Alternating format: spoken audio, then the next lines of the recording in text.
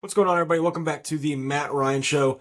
Obviously, I'm your host, Ryan Gunn, sitting alongside Matthew Hargrove in a new undisclosed location in this episode. It looks like there might be a fridge behind you with some cereal. What kind of cereal got up top there? uh, Fruit Loops Uh, and of course, Lucky Charms. Fruit Loops and Lucky Charms. It's not, yeah, classics. not a really. I probably moved a total of 2 feet, so I don't know. I just thought try Yeah, something different. Might go back to the old spot next week, but I why thought I'd not? try something different. I don't know why. Just one of Uh, those things. real quick, best cereal. I mean, Fruit Loops. I have like Really? three. Yeah, I mean, I have like three That's your boxes up number one? there. Yeah, it's an underrated one, but and I'm a kid about cereal. Like Hmm. I like all the probably not healthy stuff for you as Yeah, far as like I won't go for like Honey Nut Cheerios or like what I'm that's not supposed to healthy be either. eating. Well, I guess the cereals of what I'm supposed to be eating at 25 years old. Raisin Bran is what you were Raisin referring to. Bran. Yeah. So maybe Apple Jacks or something. I don't even know if that's Also not healthy healthy. or No. okay. Yeah. Well, Fruit Loops with marshmallows is Even more unhealthy. Good. no, listen, Yeah. it's a good thing that I like to go run, Hmm. because I would be, I Like mean me. my body, I wouldn't be able You to look go like anywhere. I me. wouldn't be able to walk. Yeah. This stool I'm sitting on, I would break. Uh-huh. I'd have to buy a stool every 3 months because of how large I would be as a human. I think the term is obese. I think that's what Yes. you call it. So, Yes. That's what yeah. my doctor says, at least. I don't know. So, Oh, okay, okay. But yeah, no, no. Fruit Loops is king for me. So I went back and forth on this. I used to love certain cereals, but there's always one classic that I go back to every single time. And it's I say classic. Nobody really gets it, I assume. It's the apple cinnamon Cheerios. I don't know what it is, but it's electric. It is like $8 a box, which you ask me, I think it's the most outlandish price you could possibly have for a box of cereal. But I pay it, and willingly I pay that to just to eat a little bit of my childhood. It's some of it's nostalgia, I think. A lot of our lives are nostalgia now. It Yeah, just at 20 is, at 25 years old, we are. unfortunately. I know we're going to talk about it, but speaking of nostalgia, had an opportunity to watch King James Hmm. close it down in the fourth quarter. The game was on NBA TV, so Sacramento. I got back home from work, and it's speechless. It's unbelievable. You know, I was watching the game because it was the first game that I'd seen of LA since opening night. I say that like there's only been 3 games, so I missed the middle game, and I wanted to see a little bit more of the JJ Redick offense that has become, all over Twitter, at least my Twitter. And there was one play in particular I loved. They were playing a zone. It was, I believe, Dalton Connect had the ball at the top of the key. He swings it to AD, and then there's a dribble handoff with Austin Reeves. I could be getting this messed up. It might have been a pick and roll with AD, slip, whatever it was.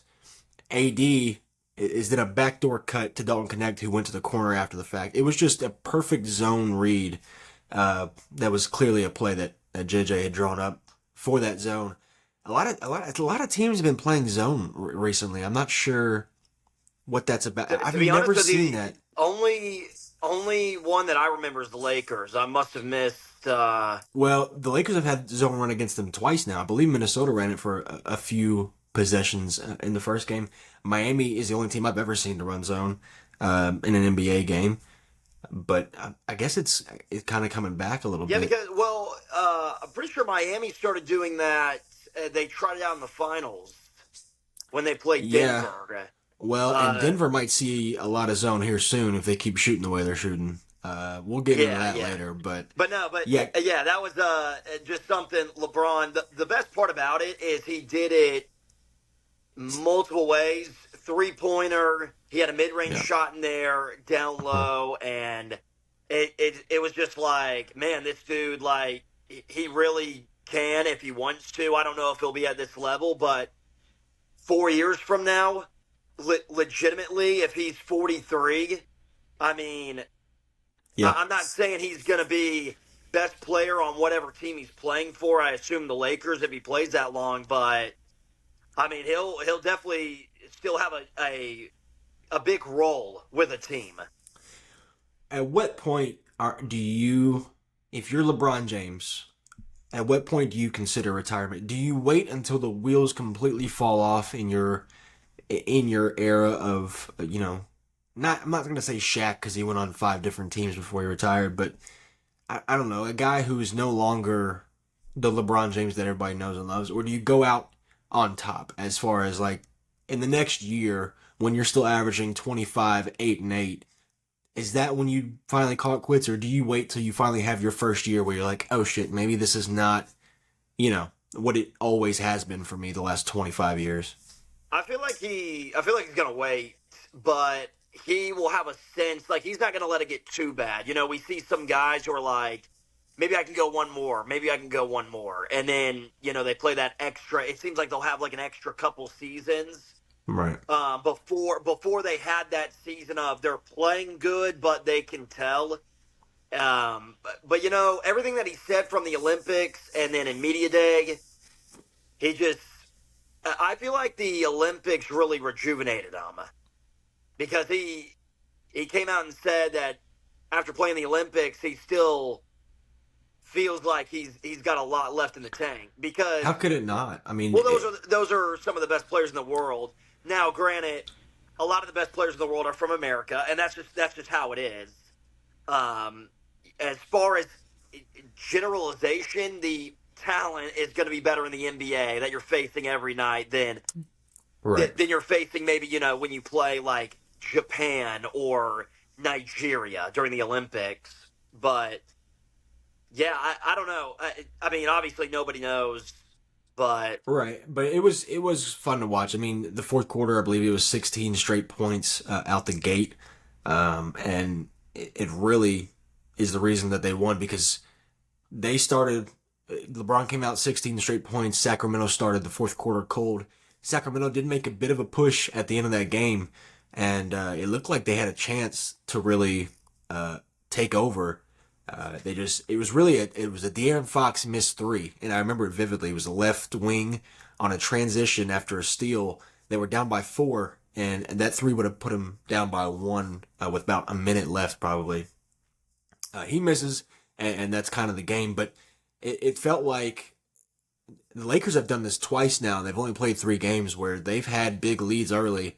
They blew them, and then they've managed to stay on top and kind of rejuvenate at the end, which I think is a part of coaching. And I kind of want to get into JJ Redick and what he's done to this team already just in 3 games.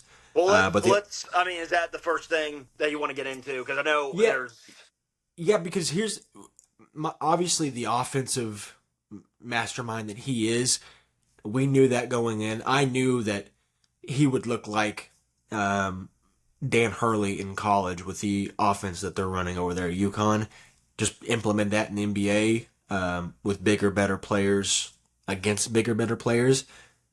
His offense he's got to play for no matter what look you throw at him. I mean, he's making Austin Reeves look really, really good in certain situations, and he understands matchups. He understands like it's not going to be your night every night, so let's look at who can we attack defensively and let that guy go off. I mean, Austin Reeves had a great game. Out of the 3, obviously LeBron took over. And most of the times it will be him and AD in those spots, but AD looks like a whole different player this year. Just obviously I 3 mean, games. This is yeah, it's been 3 games, but Anthony Davis is. Yeah, he's playing like the guy that after the Lakers won in 2020, when people were seriously considering him as the best player in the world uh-huh. after they won those finals, and then everything just went downhill. He's starting to look like that dude again. Pretty sure all 3 games he's dropped over 30 points in Yeah, every single one of them. and the shooting is the thing that's been the issue the last 3 years. Is like, oh well, the shots. It's not like it was in 2020 where he was hitting threes and hitting game winners over Denver Nuggets. Like it's not that Anthony Davis anymore. And then this year, maybe it's not the threes, but we're at least comfortable taking mid range shots consistently and hitting them at a high clip. Obviously, JJ Redick, he's implemented this offense where it's not a lot of mid range shots. And the Lakers used to take a decent amount compared to the NBA average, but it is either in the paint or shooting threes, and they're shooting up a lot of threes in this offense. And maybe it's not the best 3-point shooting team. Maybe by the middle of the year they'll have to change that philosophy. But he's not afraid to let it fly as the coach of that offense. He basically gives all of his players the green light and just says go shoot. I mean, that's what you're there to do. You're shooting 43 attempts per game. I say that he shot 42. That's the number they want. They want 42 I mean, threes a game. It's amazing how much that is a major theme to begin this year because Boston. Oh, they What was it, love. 60 something threes, and you know what? This kind of reminds me of kind of a lot of baseball arguments. There's something that'll happen in baseball where it's has to do with a lot of statistics. Because in baseball now, nobody really cares about batting average anymore. Yeah. And it seems like the way that these teams are taught, they're going for home runs. They want to hit home runs, and it's kind of similar to basketball. I was watching. There was a couple sequences with that Celtics and Knicks game, and it was like the Mike D'Antoni offense, and Yeah. these shots were early in the shot clock, where it was literally just rebound, throw it down the court to the wing. You have some space, shoot it, miss. Knicks got the ball, race down the floor, three. And it was a sequence where it was just like they were all missed, but it was just threes. And I was like, oh, man, it's not fun to watch, but it's just the way it is. Like me, for instance, like baseball, I love the old school part of the game, the bunting and the small stuff, but it's just not the way it is anymore. And I feel like that's just the way it's going to be with basketball. You're going to see a lot of games where these guys are just chucking it up. Well, that is the new game. You're right about that. The part that I don't get is the teams that can't shoot are still playing that way. Just because Boston is playing that way, they've got 5 shooters on the floor at all times. Whether it's Al Horford, Kristaps, you could have any center in there. I mean, Luke Cornett, I guess, can shoot a little bit. There's always 5 guys that are a threat to shoot. They can play 5 out. And then you've got ISO guys like Jaylen Brown and Jason Tatum. Jason Tatum, I mean, you called it so far at the beginning of the year. He is coming out for blood. I mean, he has a chip on his shoulder and is kind of showing everybody like, hey, y'all motherfuckers said I can't shoot. Let me show you, who I really am again, because some of y'all have forgotten who Jason Tatum was. And still clearly is. He put on a clinic against the Knicks, and they're just rolling. There is no championship hangover with this team. Joe Mazzulla will never let that happen. He's kissing the floor, and some reporter asked him, "What does the floor taste like?" He's like, "It tastes like blood because that's what I smell." And he's like a shark. I mean, Joe Mazzulla might be the most insane human being to ever coach a basketball team since Bob Knight. I mean, I don't even know. I thought I got scintled.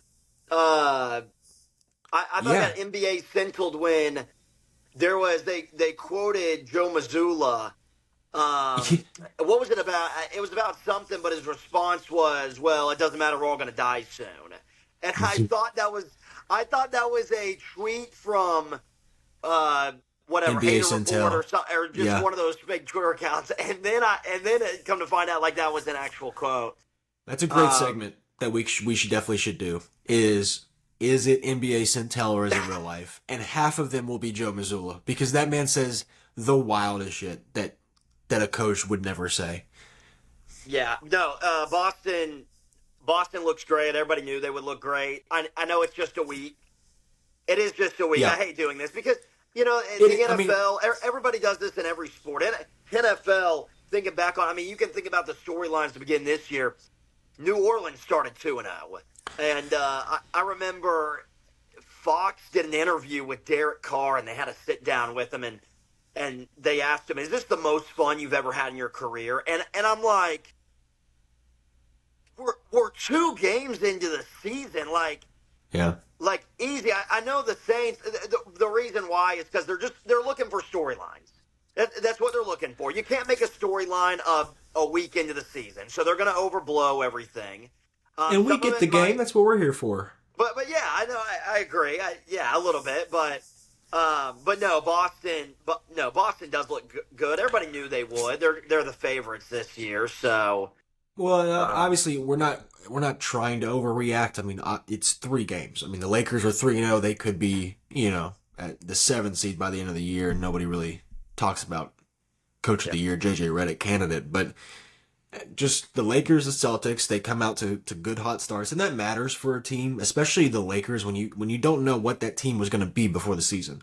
You didn't know if JJ Redick was going to work as a head coach.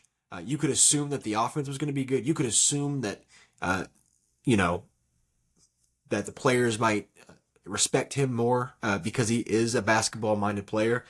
But you didn't know. You didn't know if he would have the respect of the locker room. You didn't know if um, when they were down by 20 or up by 20 and they blow the lead, if they would respond the way that a head coach would need you to.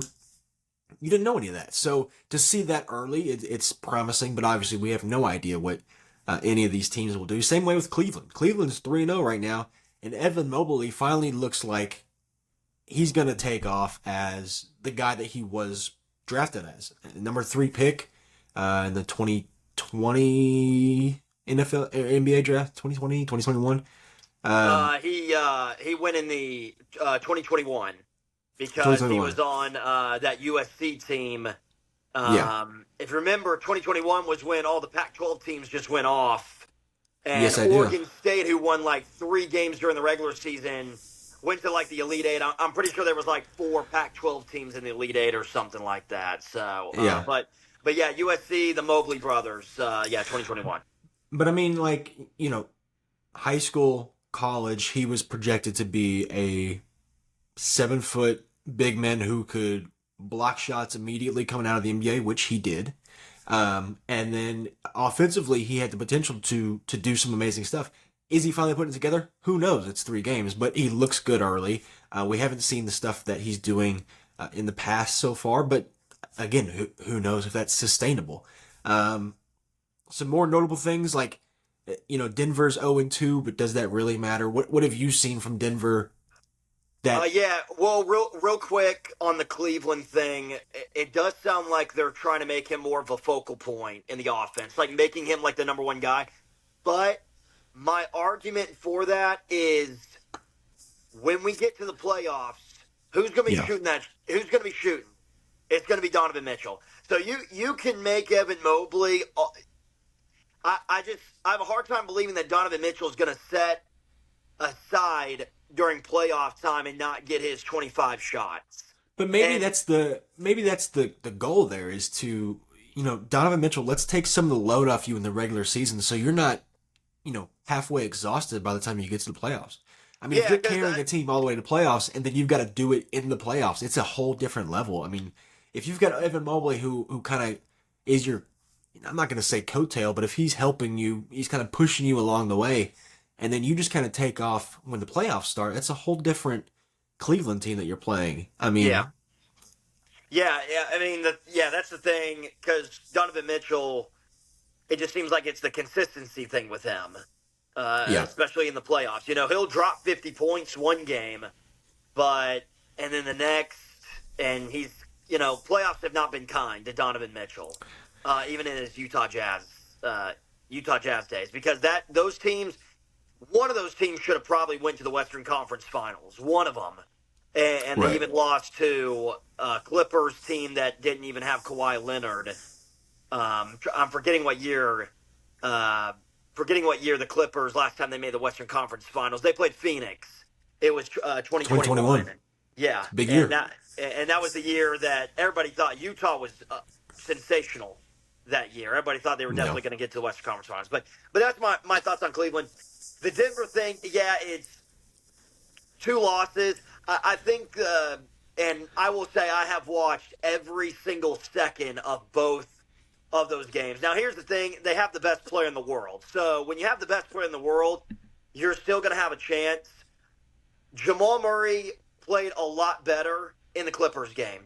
They actually, if it wasn't for Norman Powell turning into Michael Jordan in that fourth quarter, like I don't even think they played bad in the fourth quarter. It was one of those things where Norman Powell just couldn't. You know, Jokic had 41 career high 7 threes, and I wouldn't be surprised if Jokic, we're going to see him chucking up a ton more threes this year because his comments after the Thunder game was, we have two good shooters on this team. So maybe he's going to feel this regular season that he needs to start to find somebody else to make threes. Maybe he's going to look at himself and be like, you know what, I'll just turn into that dude. And I'll hit 5, 6 threes a game. Now I saw everybody overreact to that comment, and they obviously immediately point to Russell Westbrook, who has not shot the ball well early. Again, it is 2 games. He's in a brand new system on a brand new team. Give him time. He's a Hall of Fame player. He's not like he's gonna, he's not gonna not adjust. So he'll be fine. And that's coming from a guy who I don't know if he will. Fine is not meaning he's going to be able to shoot let threes. Me say this. Fine is he will find his game. His game is not shooting. Don't make him shoot. He will find a spot in this offense to where even if he's like, the main bench guy when Jokic is on the bench, run the offense through him instead of Jokic when Jokic is on the bench. Yeah, you're exactly right about that. That is a major problem for Denver. They cannot have Nikola Jokic and Russell Westbrook on, and they tried that against the Thunder. Jokic was getting, they had no shot. Jokic was getting double teamed. The Nuggets had some terrific looks at 3, and Westbrook, was wide open sometimes. Thunder did not care. Which, yeah, why wouldn't you? It's never been his game. Don't try to make it now. Run the offense through him when Jokic is on the bench, and maybe you'll have a reminiscence of what he can do for an offense. He's still a good facilitator. He can still blow by people. He still has that first step. So it's not like he's completely dead yet. Obviously, he can't shoot. We've known that for years, though. I've known it for 10 years. Nobody else has wanted to listen to me until the last 5. So I just... And it's feel weird for me to stand up for him now. You've been saying that since we've met. Since I've known you, I've never, believed in him to be a guy that can. Now, did he win an MVP? Yeah. Could he shoot a little bit that year? He shot better than he ever has, but it still wasn't. It's still not. The things I've noticed. First of all, thoughts on that? How frustrating does it have to be for him? Like, to go from an MVP to just, you have these games where you look at the box score and you're like, what has happened? I know there's something about age, but it's got to be one of the biggest fall-offs for an MVP. Because I don't want to say, he's been like this for the last 4 years, and 33, 3 years, that's not the oldest age. It really isn't. It's not I wouldn't say it's your quote-unquote prime. You're kind of towards the tail end of it, but, yeah, the thing I've noticed with Westbrook, still a great facilitator. He'll find guys open, but he needs to slow down when he goes to the rim. It's like he goes too fast when he's driving by guys, and then gets to the bucket, and he puts too much on the layup, or he's run under the basket. And slowing down's never been his game. It's just control. It's just control. But that's a big issue. The bench just has not been good. Peyton Watson, who really improved his offensive game last year, has been non-existent. Even defense, he was getting blown by in that Thunder game. Respectfully, Dario Saric, I don't even know what he has been good for in the first 2 games. No, I mean that he's not even looking for threes. Every time he's on defense, guys blow by him. can't play defense. He's not a fast guy compared to anybody else. And like I said, you bring him in to be a 3-point shooter off the bench. I mean, he hasn't even gotten looks because usually when he's in, Jokic is not in there. So and he's not a great rebounder. Like, I say that respectfully. Again, we're going to be saying this the entire podcast. It's just the first week. But, Yeah. but that's the thing. 2 games in, those are the things I've noticed. Yeah, bench has been a problem. It's 2 games. Michael Porter Jr. has not played well either. So once he gets going, they played I the like him Thunder. tonight. Yeah, I mean, you probably do because I like well, him they're tonight. playing Toronto, and I have a hard time believing that Denver is going to fall to 0-3, even though they're going to be on the Yeah. road. So, I think this is a get right game for not only Denver but for MPJ. I think MPJ yes. puts up. I think he gets like 4 or 5 threes tonight. So Yeah, get him going early. But last thing I'll say on the Nuggets is, again, you have the best player in the world, and Jokic dropped 41. They have a chance to redeem themselves. Later this week, they play the Timberwolves on the road. So everybody's been, oh, man, Denver looks slow. Denver looks old. If they go on a little bit of a win streak, if they beat the Raptors Monday and then the Brooklyn Nets Wednesday, and then they go into Minnesota and win that game, people are and then they play the Thunder again in 2 weeks at home. So if they win that game, what are people going to say? So that's my final thoughts on it. yeah, I think everything is obviously overreaction early, and we'll stay out west because the Warriors came out the gates hot. Started off 2-0. Both wins by 30. Steph played less than 30 minutes in both of those games. They looked really good. Buddy Hield was coming out the gates firing. He's balling. Again, first 2 games. Third game, I'm pretty sure he went 1 for 11. So it happens. People are going to have bad shooting nights. Obviously, the big news is Steph got hurt in, I believe it was last night's game or maybe the night before. Rolled his ankle. It's hard to tell with him whether it's pretty real or not, but those ankles have been his Achilles heel, if you will. I believe this would be the 3rd or 4th injury he's had with those ankles. The first 2 were major. The 3rd one was a tweak. This one looks to be a tweak. Could be out about a week or 2, but that would obviously hurt the Warriors early on this year. It's just not the same without him, obviously. And this is not a Warriors team that can do much without him, which is it's tough to say, but it's like we've seen when he was out for the entire year, and they got the second pick in the draft. So I mean, you're exactly right. A key for the Warriors, they got to get Wiggins going, which he's actually played. He's played pretty decent to begin the year. The way Andrew Wiggins was playing on that run to the finals in 2022, it was like he was an all-star. He started for he was a Western Conference all-star that year. So they got to find a way to get him rolling, because ever since that finals run, he has just not been the same. And that was the best basketball that we're really. I mean, he's a top pick. So that's what everybody thought that you were going to get out of Andrew Wiggins. Real quick, last thing in the West. I do have one. I do have one overreaction. Well, okay, what is it? James Harden will be an All-Star this year. Will be an All-Star. Because if Kawhi doesn't play, they're going to have to. Kawhi won't play, and he has already dropped near triple-doubles in every single game that he has played. His stats are going to look really good, and James Harden will be a All-Star this year. Well, if we're going off that, Norman Powell will be the most improved player, because good Lord. And hey, he's making Zubac look like an All-Star right now as well. Zubac almost had a triple-double last night. So, yeah, that's my I guess, big overreaction is James Harden. I know how much you love hearing that. Well, I mean, listen, as I've gotten older, as they've gotten older, and people stop, buying into everything, I can respect it. I can respect him, as I always did. And you're going to love hearing this too, he is one of the best pick-and-roll passers at that bounce pass, Oh yeah, he the little left slips it hand. in every single time.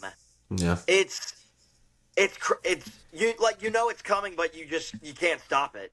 he's one of I the best offensive players we've ever seen. I mean, I mean, plain and like simple. we're talking about James Harden like this is. I mean, this is a Like what? he's in, Does he like have he's one, or does undercover. he got two MVPs, or he just have the one? I think he's got the one because him and He just Giannis battled it out in yeah, 2018 or whatever. but it's there anytime. I wish he would take more mid-range shots. I really wish he would You really because are old school, huh?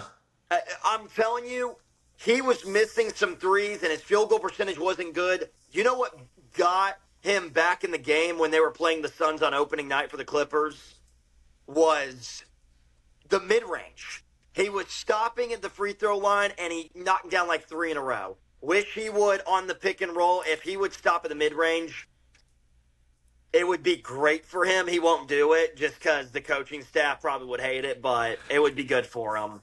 Analytics can ruin the game of basketball. All right. Last thing out west. We didn't really. I mean, we didn't talk about it a lot. We didn't talk about the Thunder. They're fine. They're 3-0. We didn't talk about the Mavericks being 1-1. It's still early. It's whatever.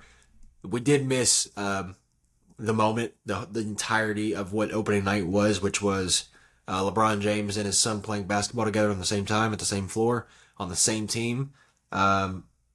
What does did my question is, I guess, when LeBron James and LeBron James Jr. came in the game, did it feel forced to you?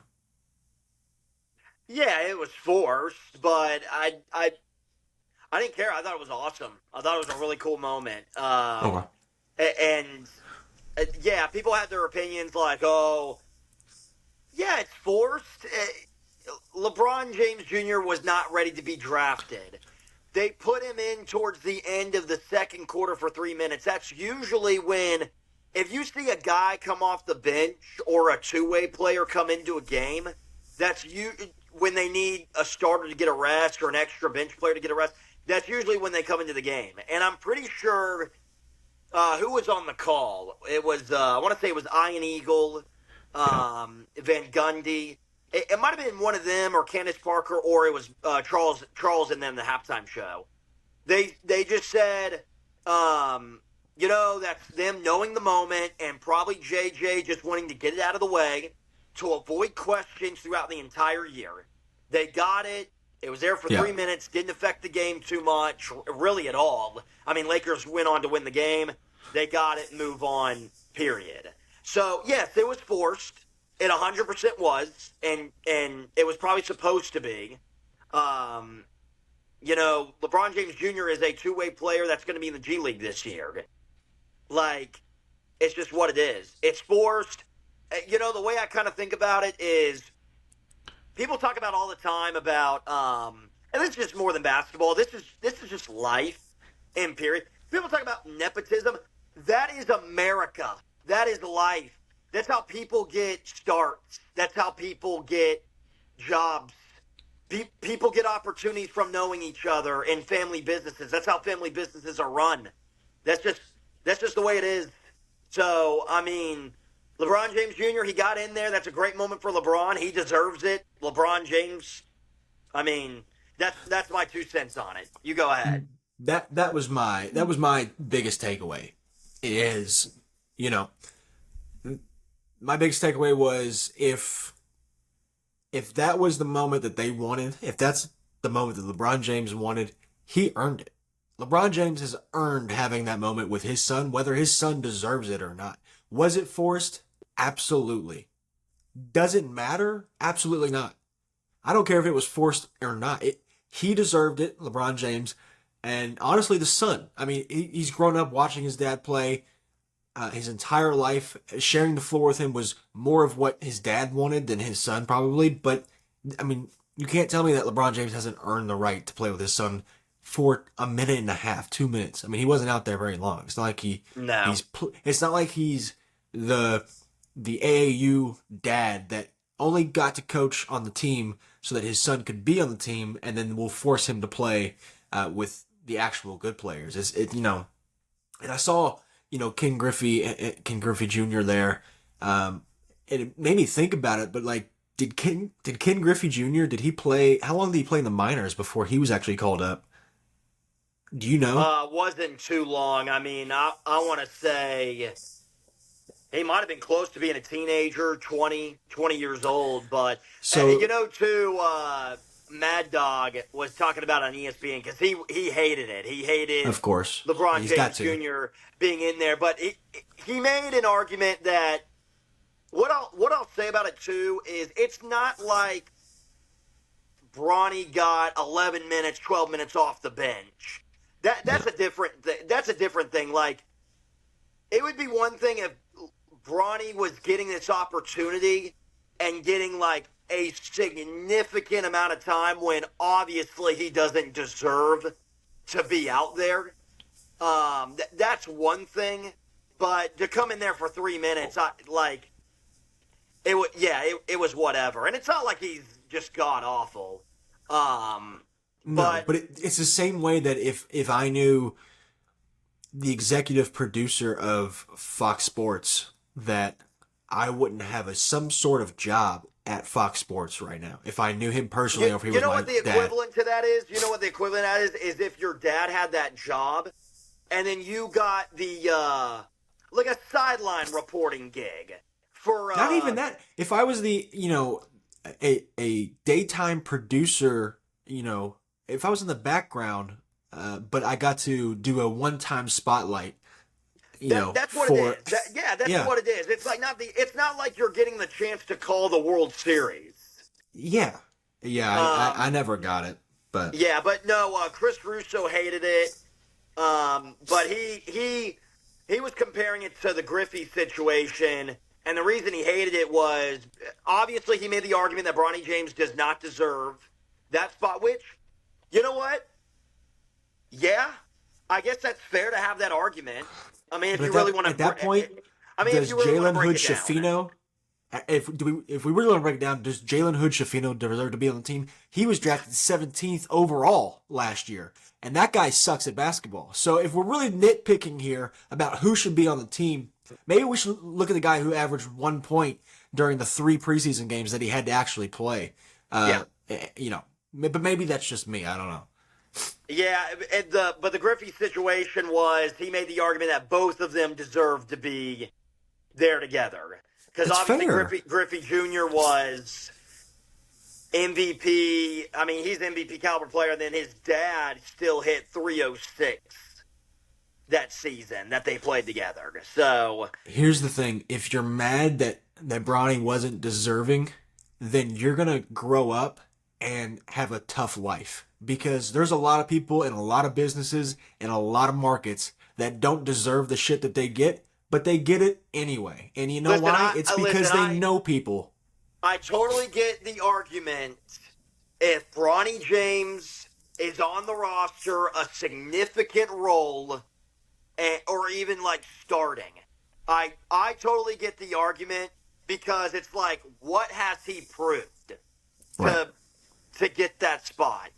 But to come in for 2-3 minutes towards the end of he didn't even finish out the quarter. Uh,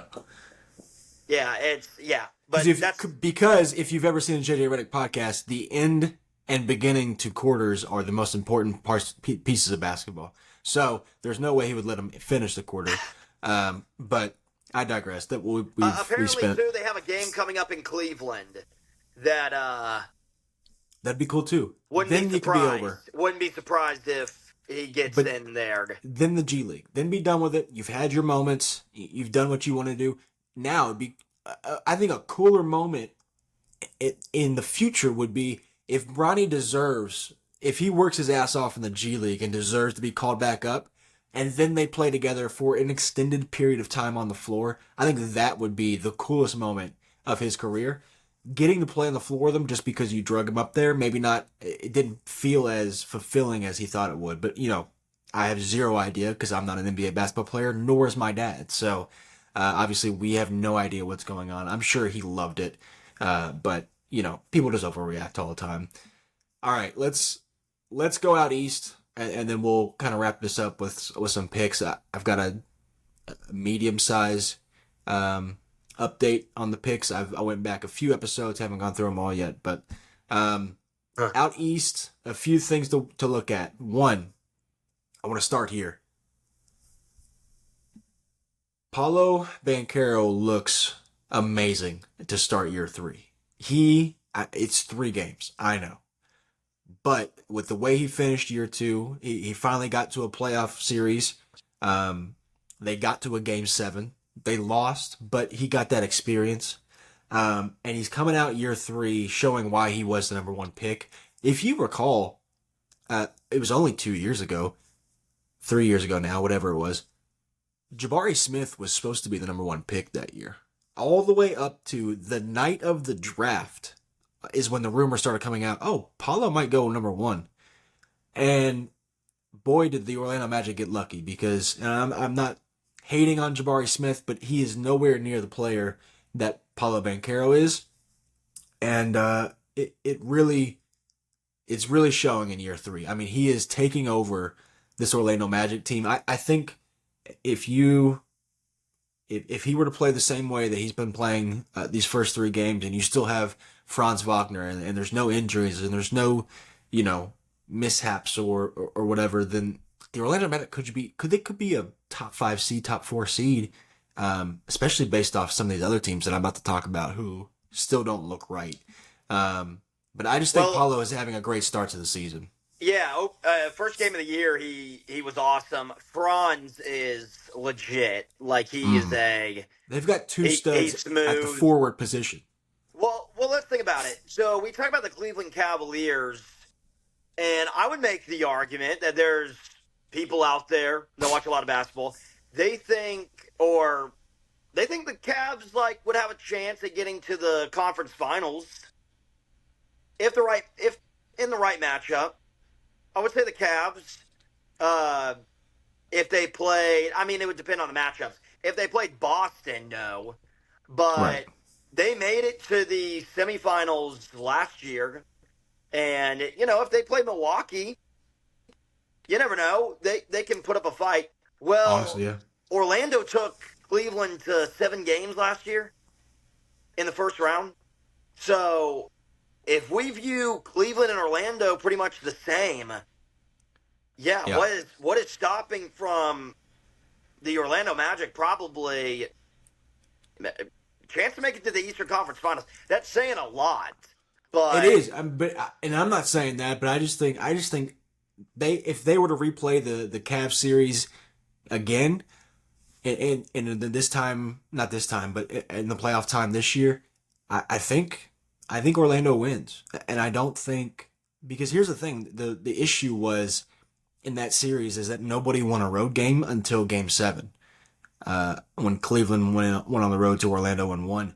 I don't think that would be an issue this year for the Orlando Magic, having playoff, you know, having some playoff atmospheres under their belt. They finally, played 7 games in a playoff atmosphere. It's so different. The game is so different.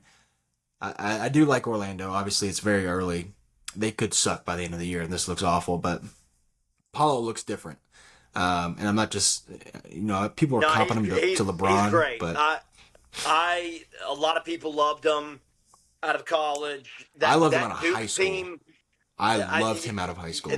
that Duke team was great. A lot of fun. In Coach K's last year, I mean, yeah, there's always been a lot of hype about Paulo, and even his rookie year, Magic weren't good, but he was still having some moments where you thought this is going to be a dude. You know what's crazy? If you go back, you could go back for the last 10 years. If you look at the number one player that was ranked out of high school and see where they end up 5 years from that moment, a lot of them are not, you know, what they're Even supposed to close be. to We could go back. I'm pretty sure. I can't remember if Michael Porter Jr. or DeAndre Ayton finished the year at number one, but one of them did. They both turned out decent, but still nothing to what they but were supposed to be. Not Paulo Banchero. But that's the thing is like he's really stayed the course and been the number one player throughout his class, no matter what year it is. But I just think that the Orlando Magic could be good. One team, I watched the Knicks get uh, clobbered by the Celtics. We talked about the Celtics a lot, but we didn't speak on what the Knicks have been, and they've played 2 games, so it doesn't really matter. But it reminded me of why I didn't pick them to go to the Eastern Conference Finals, and obviously they definitely still could. They're a good team. Mikal Bridges struggled that first game trying out his new shot. It looks like he's gone back to his original shot, which shocker that that's going in now, as if it was ever broken. They rely on the whistle too much. And in the regular season that works, but Jalen Brunson as your superstar just relies on the whistle too much. I mean, I've seen so many times where he is not even looking to play basketball. It is strictly to just get a foul call. And I used to hate when James Harden did it. I used to hate when Trae Young did it. Trae Young made it to an Eastern Conference Finals, but it wasn't by doing that. He found a way to just put everybody on his back and score 40 from the outside. Jalen Brunson, he's not hitting 7 threes, 8 threes a game. So his main bulk is coming from the line. In the playoffs, it doesn't happen. So I need to see something different from New York to show me that you're not going to rely on the whistle. Brunson is so good at when he comes off the pick and roll, cuts back. He'll have the defender on his back, and then he'll be going, and then he'll just stop, and then the defender will run into him, and he feels that contact, and then he throws it up. Right. He did that so many times against Philadelphia last year. It sucks, and James Harden still does that.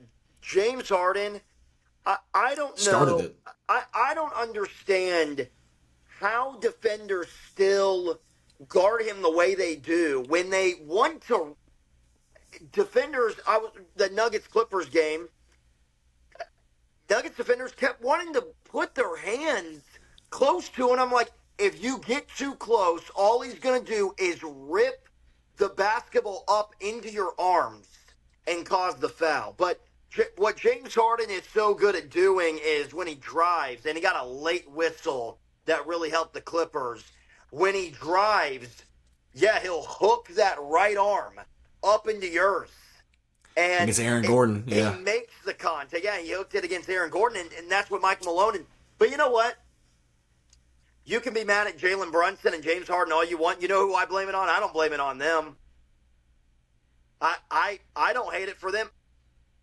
I hate the refs. Because James Harden is probably... Hold on. It's not the refs. It's the league. It's the league. They've had 5-7 years to fix this. Yes. You have guys playing in FIBA ball, and then they wonder why are we starting to lose this ground? It's because in FIBA they don't give a shit if you got hit on the arm slightly. You don't get to flail and get your way to the line.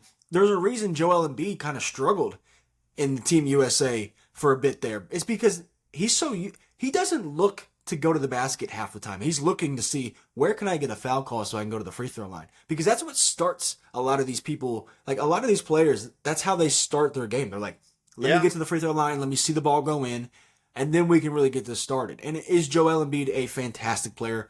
Obviously. But guys who rely on the free throw line will never make it past the Eastern Conference Finals or Western Conference Finals. It's the way it's been. James Harden, it is. Trae Young, Joel Embiid's never made it to an Eastern Conference Finals. You could go down the list. It will never happen to where if you rely on a whistle, the whistle gets tight the longer you get in the playoffs. So the more you rely on it, the less you are to make it to an NBA Finals. It's just the way it is. And also, too, I believe I heard something to where the NBA is wanting to call it more physical this year. Well, from what I've seen, they've done a terrible job. Yeah. It just looks the exact same. And then I look at some plays and I'm just like, I don't know if it's to protect the players because, in the NFL, now if you fall too hard on a guy, they're going to call it is the funniest thing in the world is seeing a 300-pound defensive lineman who's paid millions of dollars to go at the quarterback, and then when he's bringing him down, he gets to the ground and does this. Like Yeah, that's what it's come to. Is we literally yeah. have defensive linemen who, when the quarterback touches the ground, they go like this because they're afraid that they tackled him too hard. Do you remember when Kenny Pickett in at Pittsburgh's fake slid and then ran for a touchdown, Yes. and then immediately the next day they go, "Well, we got to take that out."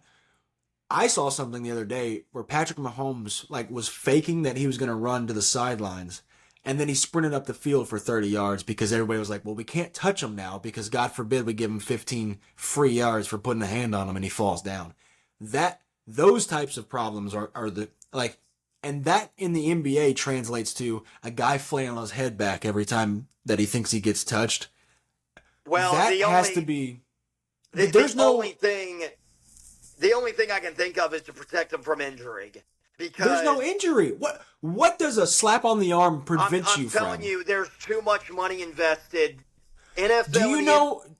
Do you know what's more of an injury problem is when you have James Harden putting his arms out straight and then trying to go through contact. That puts more strain on your shoulders than somebody actually fouling you. If anybody's you're ever right. played basketball, You're right, but all they think about is protect the offensive player, offensive player, offensive player. it's That's not. why the NFL, they don't want to see their quarterbacks. They don't want to see their star offensive players. So they're gonna See, let the offensive player do whatever he wants. I think in the NFL that is the case. I think it's all about safety and protection, and they're trying to do the right thing. They just don't know how to do it. It's a tough scenario that they're in. I think they're doing it the wrong way, but that's what they're in because they don't want to see starting quarterbacks be on the sidelines. In the NBA, I don't think it's about injury. I think it's strictly about kids nowadays don't want to see games in below the hundreds. They want to see offense. And if that means that getting to the free throw line is one of those things that helps you get over 100, 115, 120 points, then that's what we'll do. Well, If we can that's get ridiculous because sometimes I'd rather see just missed shots and the game still going than us yes, but stopping every 2 minutes for free throws. yes, but we are the old heads now. We are you Are especially we? being one. You are. You like to see baseball pitching. You like to look at the matchups of the pitchers and go, let's see if we can get a 1-0 game here Okay, but with you know two what? pitchers that go. If any 12-year-old wants to argue with me that they would rather see 140 points with 50 free throws in the game, I'll make the argument with them. Go ahead. Yeah. You know what? That's even more of an old head take than me because of wanting to stop the game and slow it down. That's even more of an old head take if you want to see that many free throws. Yeah. I don't get it. I think if it doesn't happen soon, it'll never happen. But there's got to be some form of. It's not like there's not a blueprint. The blueprint's right there in FIBA. Call it how it is in FIBA. Have the refs go train over there and then come back and be like, all right, well, this is what we're going to look at. This is what we're going to call. You can flop all you want, but if your ass is on the ground, it's 4-on-5 the other way back. That's been my biggest complaint of LeBron James for the last 4 years. Is anytime he doesn't get a call, he's sitting there talking to the ref, and it's 4-on-5 the other way back, and it's an easy bucket. Have that happen more often, and then see how many guys flail and fall. It only takes maybe 1 month, 2 months of the season for you to call it strictly and call it the same way every single time, and then see guys like Trae Young, see guys like James Harden, see how many times that they're gonna flail or be on the ground, or Joel Embiid especially. Do you think it's the refs? This is just a prediction. Do you think it's a little bit of the refs, or they just don't want to hear it Scared? from the players, so they're gonna? They hear it anyway. What's the difference well, of hearing it from the like offensive guy or the defensive guy? Like LeBron, if he complains about every single call, I would assume that why LeBron would do that is at some point all the bickering he's going to get a call. So I would assume that's why he does that. Is not maybe he knows that he did foul him, but in his thought process maybe he's like, well, I'm just trying to work the refs because if I keep moaning and moaning, eventually they're gonna cave in. Right. I mean, I get it. It's very tough because It's a contact sport, though. Let's be clear. It's a contact sport. It's not like as soon as someone touches you that's the end all be all. It There's has no to be a way. contact sport. It has to be, yeah. If not, then what are we doing? What are we playing? Let's just go play on the park, and then let's have nobody touch each other. Games It just can't be outside. excessive because then it turns into football. Obviously, that's the whole point. Again, that is perfectly fine. I'm not saying we should eliminate fouls from the fucking game. I'm just saying let's eliminate the guys who initiate it and then exaggerate it. Let's stop the exaggeration from happening, and then we can see if it's really a foul or not. Because you throwing your head back doesn't tell me if it's a foul. That just tells me that you're a soft player that is looking for the foul call every time. I disagree with that. I don't want to label these players soft. I think I don't want to label them soft. I just want to label them as they're taking advantage of the I think of if the way you the are game is.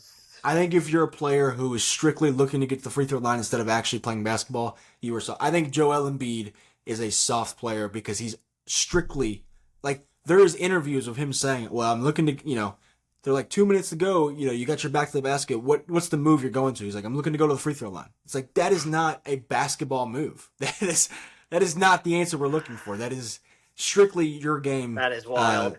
Being dictated by the referees, and I'm tired of seeing refs. And I get your point. They're gonna get complaints no matter what, whether it's the defense or the offense. Somebody's gonna complain whether I didn't touch him or he did touch me, whatever. No diddy. I just think there's a problem in the NBA, and I think they need to fix it. And they need to fix it fast before it gets too crazy. And it's probably been this way for too many years now for it to even happen. But that's just my rant. All right, last thing. We'll get out of here with some picks. The Bucks.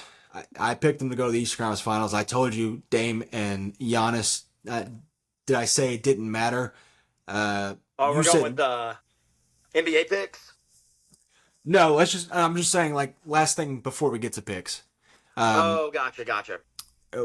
We talked about the Bucks. I picked them to go to the Eastern Conference Finals. I asked you, I said, does it matter that Dame and Giannis didn't hang out all summer or didn't? And you said no, because they're basketball players, and at the end of the day, they're going to get it done. They're two superstars. Well, again, not overreacting, but shout out Pat McAfee. They look like they've had no chemistry, like ever. They look like they've never played basketball with each other before, and they've been with each other for almost a year now. So my head then goes to, at what point are they finally going to put it together, or are we going to get halfway through the season and go, maybe this isn't the right spot for Dame? If it's not the right spot for Dame, then no spot's right for him. You know me. I've had this argument.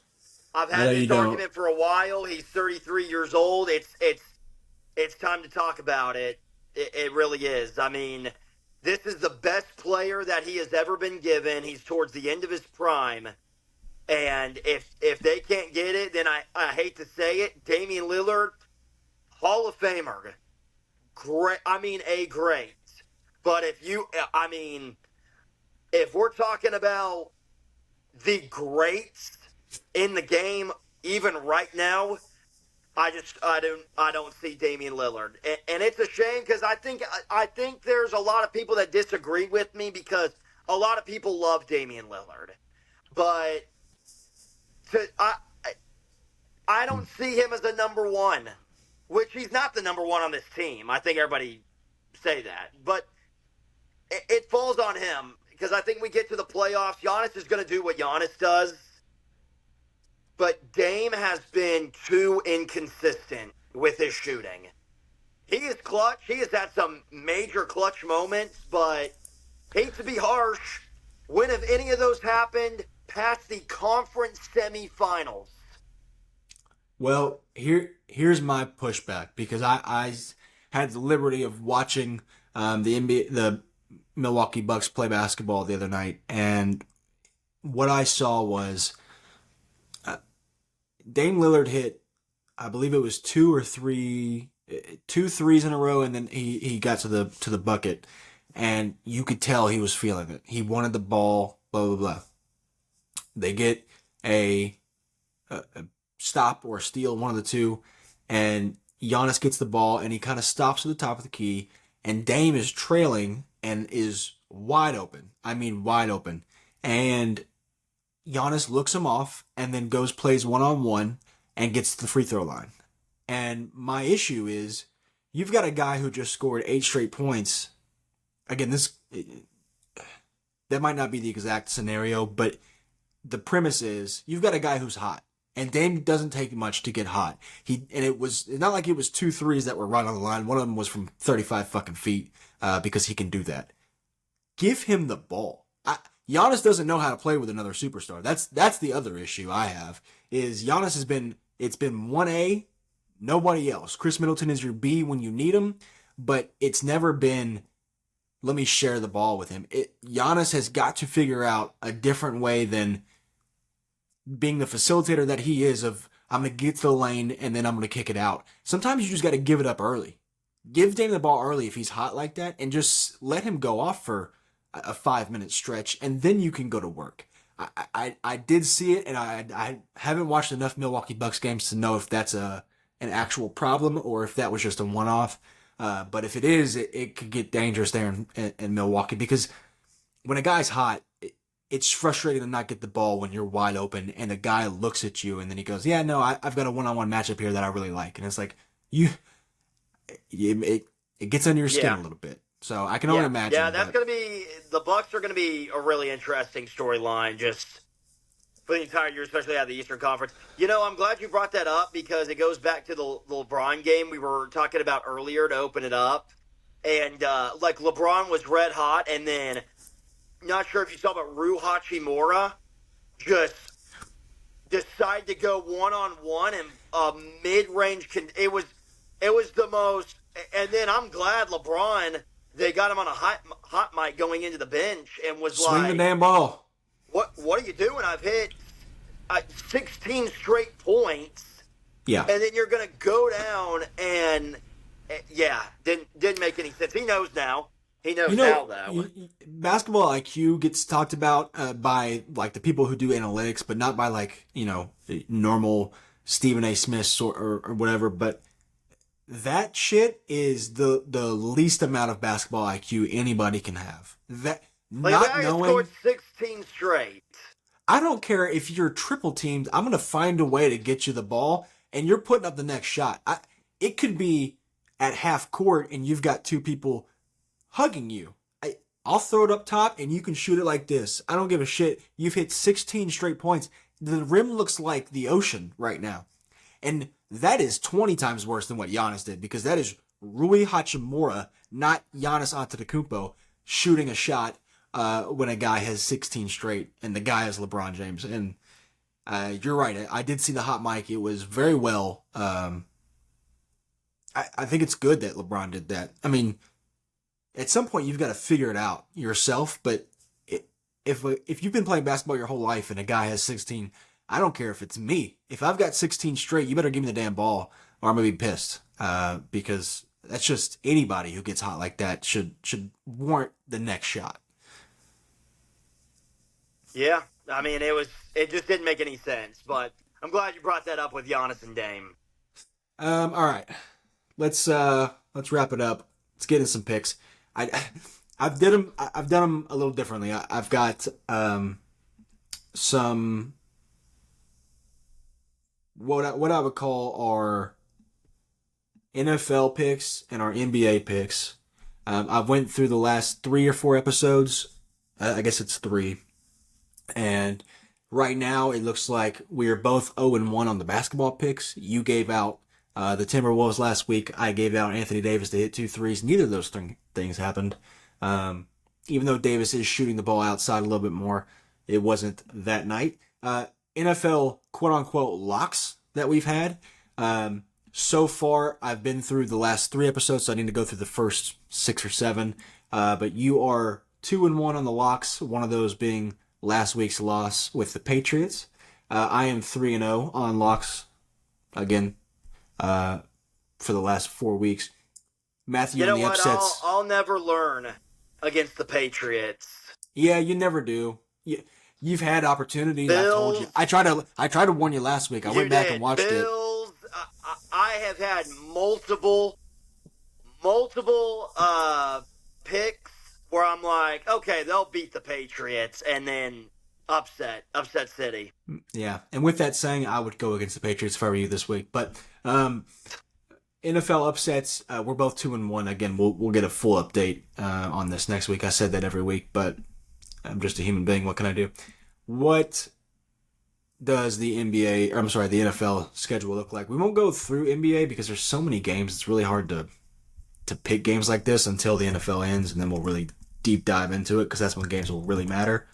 So let's go to the NFL schedule for, what are we on, week 9 now? I mean, the Giants and the Steelers play tonight. Obviously, we won't pick tonight's game. It's November, but it's flying by. We got to see some of the best football. I don't know if you watched much football yesterday. I've never seen a witching hour. If you don't know what that is, go watch Scott Hansen on NFL Red Zone. The witching hour was the most insane thing I've ever seen. You had Arizona who came back on Miami. You had the Colts and Texans game, which the Texans almost blew it. You had, who else did you have? Obviously, Cardinals. Yeah, Cardinals came back on Miami. Okay. There was another big game that all three of them were going on at the same time, and just chaos was ensuing. And then, of course, you get to the 4 p.m. games, and the first three are pretty standard, normal games, and then you get to the Washington Commanders game, and it looks like a boring game. It's been 12-0 at one point, and then it got to 12-7. Washington didn't score a touchdown all game, and then the Bears, they have the ball at the 1 yard line. They hand it off to their fullback, who was the center, the backup center. He fumbles it in the end zone. Washington recovers, gets the ball, and then they go out on a 3-and-out. Bears get the ball right back, about probably 3 minutes to go, maybe 2 minutes left. They go down, they score with about, 28 seconds. Commanders get the ball to the 40-yard line, and then one last heave, and Jaden Daniels throws up, obviously, the greatest Hail Mary in Washington Commanders history. I don't know if you've seen the clip of, I believe is it Jaquan Stevenson? I forget his first name. Stevenson for the Bears. He's a DB. Yeah. He was talking mad shit. Pretty bad look. Yeah, he's talking mad shit to the Commanders fans. As the plays, the ball is snapped, and he's still looking up at the crowd talking. And obviously, it was his hand that had that tip that ended up going into Noah Brown's beloved hand in the end zone. But not a good look for the Bears. They've had some unbelievable bad luck at the end of games in the last, 8 years. If you look back at the double doink, you look back at last year where Darnell Mooney had the ball in his hands in the end zone on a Hail Mary, and he dropped it.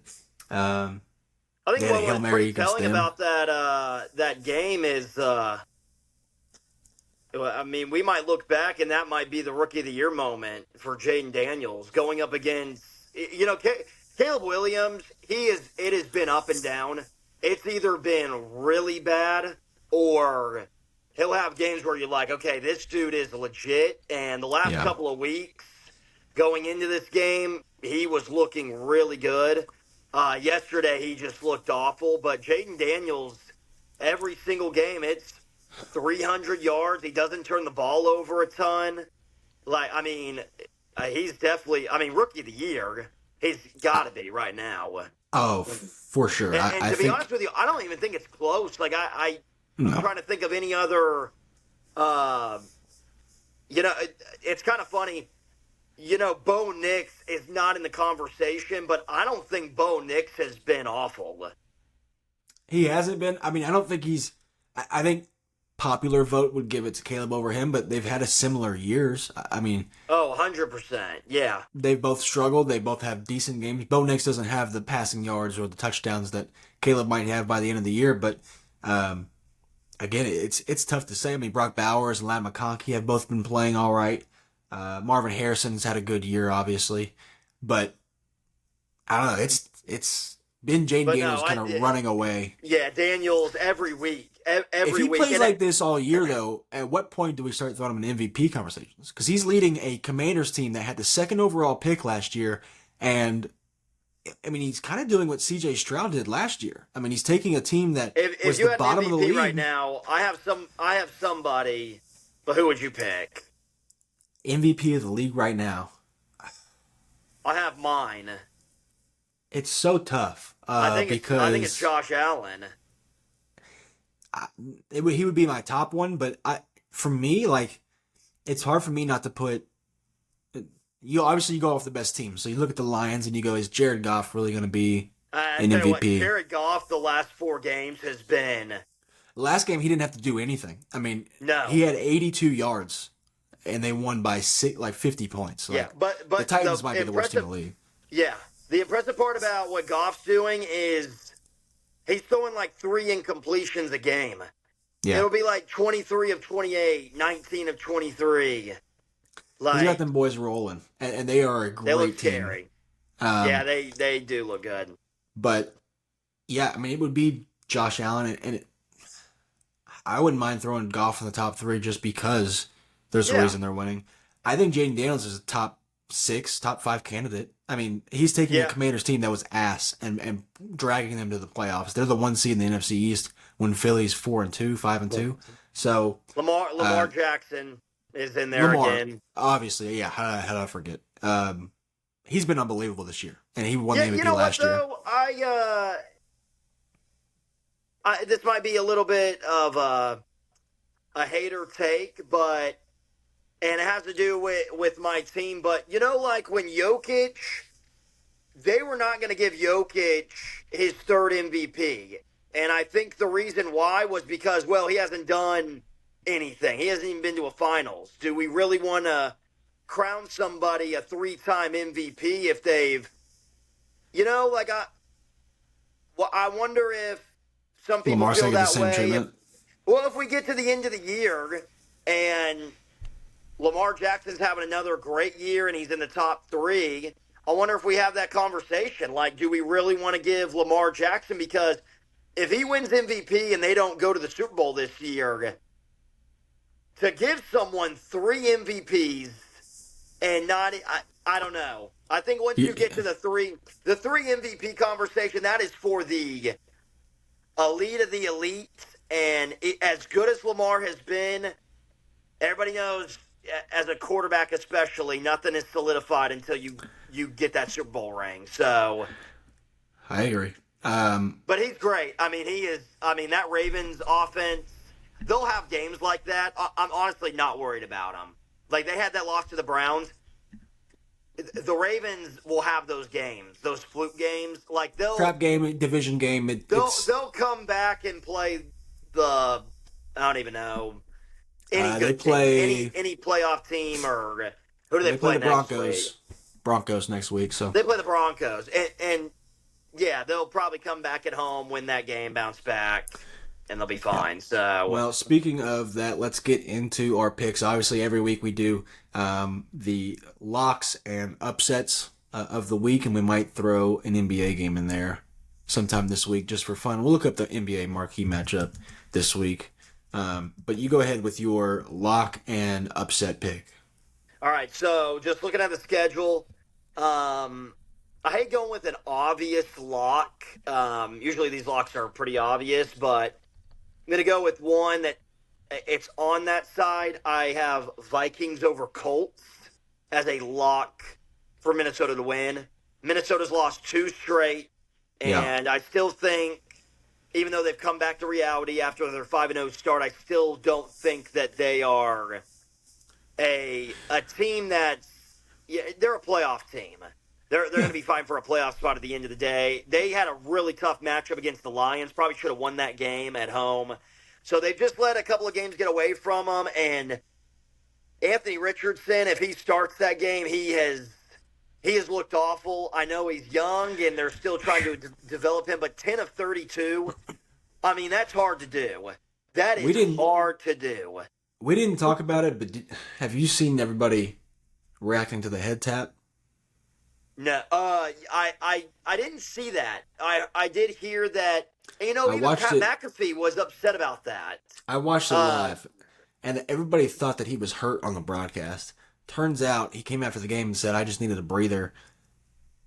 I've never seen a quarterback that needs a breather. Apparently, nobody else has either. That's all everybody's talking about. Um, and Dan yeah, Orlovsky I had mean, a that's not a good sign. I mean, Dan not Orlovsky a had a good good point. sign. He said, if I was an offensive lineman and I saw that in the third quarter, and then you try to come in the huddle because they had a game-winning drive that they could have had to win the game. He's like, if I come in the huddle and when my quarterback says, I need a nice 10-play drive, I know you're drained, I know you're tired, blah blah blah, and then you did that in the third quarter, like that is not what you want from a quarterback, especially that is 22 years old. Like that's insane. I've Yeah, never seen that's that. exactly what McAfee tweeted out. I mean, the quarterback is he's the dude. He's the dude. So your team, whoever your quarterback is, that's kind of the mentality of your team, or that's kind of what shows the mentality. So, but yeah, that's a little bit of the reason why I have a lock for Minnesota to beat Indianapolis. Um, Upset this week. There's some interesting ones that I could go with. Patriots are Um, technically upset. what's that? So the Patriots are technically up. You could be on the right side of the Patriots win this time. Yes, Patriots definitely would be an upset. I'm leaning towards two. I don't want to tell you what they are. Yeah, you know what I'm leaning towards is a Dallas Cowboys win against the Atlanta Falcons on the road. Um, Reason I say this is I still don't think the Cowboys are going to have a season where they go like I think they're just going to be 500 all year and they're going to be a team where one week they'll play good, one week they'll play bad. They played bad last week and the Falcons, it seems like anytime the Falcons this year start to get momentum, then they'll have a loss. Yeah. So it's at home.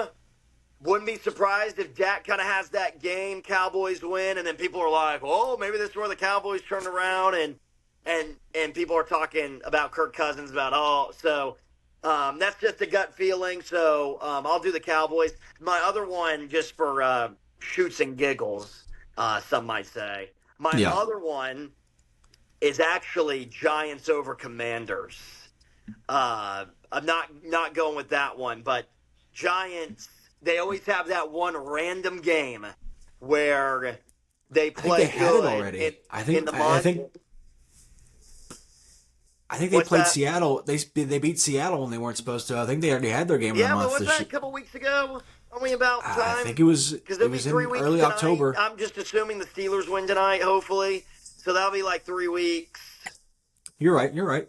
Once a So month. and Daniels, rookie quarterback. Maybe this is the game where he kind of I don't know, but that's not my pick anyway, so it doesn't matter. And I still like it though. It's good. I'll go Cowboys upset the Atlanta Falcons on the road, and then Okay. like I said, my lock is the Vikings. Well, let me give you my lock.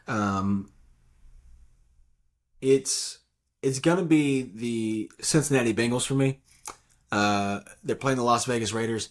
If they don't win this game, you can kiss playoffs goodbye because then they'll have to win 7 out of 8 to get to the playoffs. And still have to play the The Ravens division. again, I mean the Steelers Browns. twice. Yeah. Yeah. So kiss that goodbye. I think this is a must-win game. Obviously, everybody probably feels that way. So if they lose this one, I'll take the loss and they'll be out of the playoffs. But uh, this is going to be their game where they have to win. Now, do they win by 7.5? Who knows? But they'll have to win pretty You know big. what is wild is this would be their first home win of the year. They're 0-4 at home.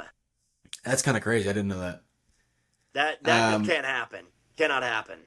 Yeah, it's not a good look for sure. My potential upset, and I'm still not confident in it, and it could look to be a very, very bad pick by the end of it. It's it was going to be Seattle over the Rams, but it's not even an upset really. They're at home. Division games. That division is always weird. If one team wins one week, usually they don't win the next week. If Arizona plays the Rams, they'll beat the Rams, and then the Rams will beat the Niners, but the Niners will beat the Cardinals, and then it's so weird how Yeah, that division works. that's a weird. That it could go either way in that But Rams Seahawks game. my crazy upset of the week pick is actually going to be Jacksonville over Philadelphia. Um, Wow. Philadelphia's hitting their stride right now. I've seen quite a bit, and this is not the. I'm a Philly fan. This is not the pessimist in me that is like, waiting to see this happen. But Doug Peterson, Jacksonville's desperate. They just lost a game yesterday that they probably felt like they should have won. Um, There's been a couple games that they've had this year that yeah, and I don't know. Going back to Philly, for Doug, he's going to get a standing O. He could just go in there and kind of tear down what the Philadelphia Eagles have been building the last 4 weeks. Obviously, it's going to start with stopping the run, but I think Jacksonville will be my sneaky pick to go beat Philly on the road. yeah, I to be honest with you, I kind of hate that one. I think your Eagles will take care of business, but I didn't think about Doug going back to Philly, so that would Yeah, it's be just heartbreaking. it's Heartbreaking kind of hard for if me to take your picks serious after you shit yeah, on you're right. New England for 4 straight weeks and then you get burned every Yeah. time. No, you're exactly right. Usually betting against New England, and most of the time if the Rams are an underdog, I'm going with them. I'm surprised I didn't pick the Rams. All right. Love to pick them as an underdog. Well, yeah. I Rams underdog is might be my favorite pick ever. Um, they just With Stafford, you just got a chance. You got a chance with Stafford. Stafford's so fun. All right, let's do one NBA game and we'll do it in the middle of the week. Thursday night, Halloween. Oh Happy man. Halloween. Um, the Bucks play the Grizzlies. I think this is probably the best game to choose from, mainly because both teams are probably around the same with how poorly the Bucks have played. They're probably on the same playing field. It's in Memphis, Halloween night. Giannis might go crazy with some costume, but who do you got in that game? So I'm going to go with the Milwaukee Bucks. And reason why is simply looking at the schedule. So Milwaukee plays a really tough game against Boston. And let's say Boston wins. Boston moves to 4-0. That means Milwaukee falls to 1-3. So there's going to be a lot of talk about the Bucks. Well, they get 2 days off, and the Memphis Grizzlies have a back-to-back. They play Wednesday night against the Brooklyn Nets, and then on Thursday they have to play the Bucks. So Grizzlies are playing a back-to-back. Milwaukee, something to prove after losing to the Boston Celtics. I'll go with Milwaukee to upset. I don't even know if that'd be an upset to beat the Memphis Grizzlies on the road Halloween, and then Giannis dresses up as the Grinch walking into the tunnel. Okay, I like that pick. Um, I guess I'll rock with the Bucks with you as well. I was thinking about taking Memphis the whole time, but in good faith cannot do that after I picked the Bucks to go to the Eastern Conference Finals. And I'm gonna go that he goes with a. Speaking of which, did you see Myles Garrett rocking? Great, Oh awesome. man, I don't know who he hired, but Giannis needs to hire that guy. He's had some costumes in the past. I want to say he's had some good ones. You know, one LeBron dressed up as Jason one year, and that was horrifying because Yeah, LeBron is LeBron, like he's 6'9", 6'8", 250. Yeah, huge dude, and he comes walking in that Jason mask, and I was like, yeah, that's nice. That's a good one. That's a good one. yeah. It's a good one. All right. Well, this has been a good episode, and we've somehow had nothing to talk about and went still an hour and 30 minutes, so that's good. Um, that's just that's just Uh, what. World Series. Who's your pick? How could I forget? Um, I think the Yankees finally win a game tonight. Uh, this is game 3. Yeah. I think Giancarlo He hits a bomb, and I think Juan Soto's in the Dodgers in 6 months, and that's my pick. Yeah, I'll Because go. that's baseball. I'll go. Dodgers finish in six. I would Mm-hmm. be stunned if the Yankees lose tonight.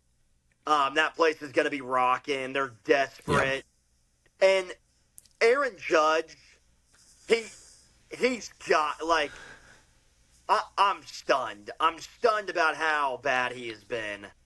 But yeah, I say they win tonight. Dodgers bounce back in Game 4, Yeah. and then honestly, if I'm the Dodgers, just find a way to win one game in New York. Just Yeah. find a way, even if the Yankees win two, because if you can't win back to back games at home in Game 6 and 7, then I don't know what to tell you. But if I'm the Dodgers, all I have is the mindset of all we need is one. I We don't just know, need man. one, and then Yeah. Don't let the Yankees win three in a row, and then go hot into LA. That could be dangerous for the yeah. Dodgers, But but if I I mean don't think it'll Yankees, they happen. win tonight. Yankees win tonight. Even if the Yankees win Game 4 and I'm the Dodgers and we win Game 5, if Yeah. I'm a Dodgers fan, I'm like, okay, we're feeling pretty good going back to home. So all you got to If do is win one, and yeah. if the Yankees win three in a row, I might throw Shohei in Game 6 because that's how Oh desperate my I would feel. gosh. Which Well, hopefully the he's all thing, right. Shohei got hurt, and all I could think about was, yeah, it definitely hurts him, but like They're fine. they got Mookie and Freddie, and Shohei really hasn't done anything in this series. Think about the lineup when they have Juan Soto next year because they're going to pay him, and they'll have Mookie Betts, Juan Soto, Shohei, Freddie Freeman as the 1, 2, 3, 4. I don't think you could put an All Star team together that's that good as that No, first as your four. top four, as your no. Yeah, yeah, that's insane.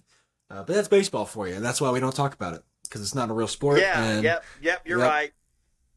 just kidding. I love baseball. I used to play it in my heyday. Yeah, okay.